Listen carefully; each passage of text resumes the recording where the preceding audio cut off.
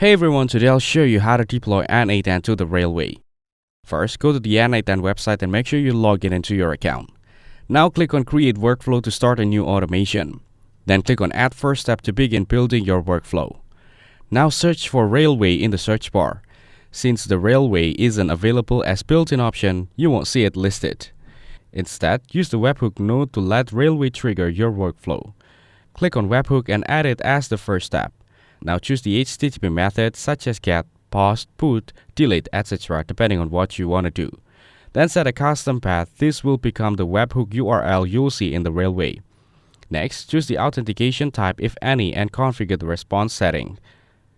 Once done, copy the webhook URL and paste it into your railway deployment setup. This allows railway to trigger the workflow whenever needed. After everything is ready, click on Execute step to test the connection. That's how you can deploy or link N8N with Railway using a webhook. Thanks for watching. Hope you found it useful. Don't forget to like and subscribe.